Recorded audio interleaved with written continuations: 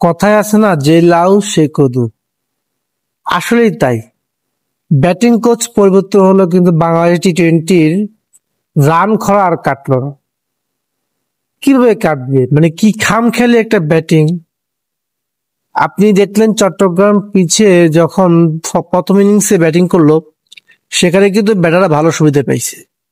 যাক, ভালো বোলাররা মানে পেসাররা মোটামুটি ভালো বল করছে। আর স্পিনার একটু ফ্লপ গেছে, রিশাদ হাসান খুব ভালো বল করছে। বিশেষ করে রিশাদ হাসানের কথা বলতেই হয়, কেননা তার যে গুগলি মারার যে প্রবলেমটা ছিল সেটা কিন্তু পরিবর্তন হয়েছে। অবশ্যই তিনি গুগলি মারিয়েছেন।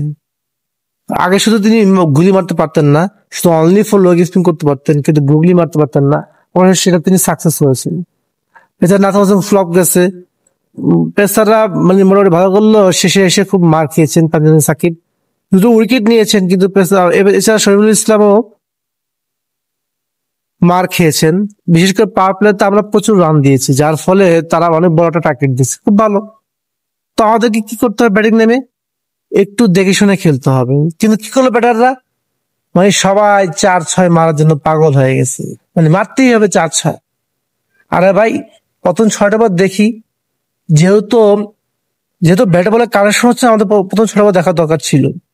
হাম্পায়ার্স টেস্টে তার সিলটা হয়তো সম্ভবত 5 উইকেট আছে, তো মিরপুর গ্রাউন্ডে তার কোনো উইকেট নাই, কিন্তু সে কিন্তু টি-20তে খুব ভালো বল করেছে, অসাধারণ বল করেছে। এছাড়া মার্কাডে আর টেস্ট খেলেননি ইনজুরি কারণে সম্ভবত, তবে টি-20তে খুব ভালো বল করেছে। কিন্তু তাদেরকে তো দেখে শুনে খাওয়া দরকার ছিল, তাই না? কিন্তু আমাদের টপ অর্ডাররা কি করলো, মানে সবাই 4-6 মারতে অভ্যস্ত হয়ে পড়লো। কিন্তু এর থেকে ভালো খবর হচ্ছে যে তাহিদ রানে ফিরেছেন, তিনি একাই খেলেছেন, কিন্তু তাহিদ কি সুন্দর খেলেছেন, সিঙ্গেল সিঙ্গেল, মাঝে মাঝে 2-4, এভাবেই তো খেলা দরকার ছিল বাংলাদেশের ক্রিকেট। কিন্তু বাংলাদেশ কি করলো, সেই যে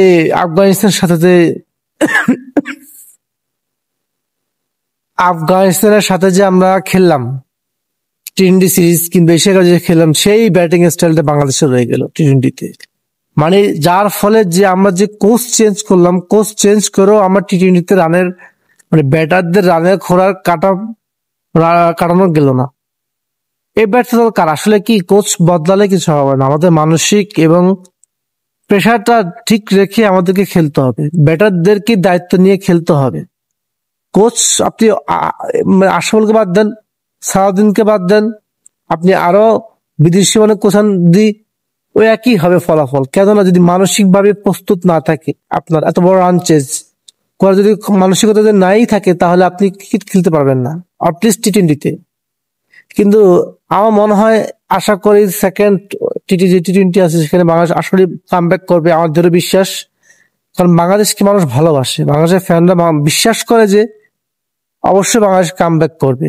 এই যে প্রথম টি-20তে আমরা যে খাম খেলে যে ব্যাটিংটা করেছি, সেটা থেকে আমরা বের হয়ে আসবো ইনশাল্লাহ।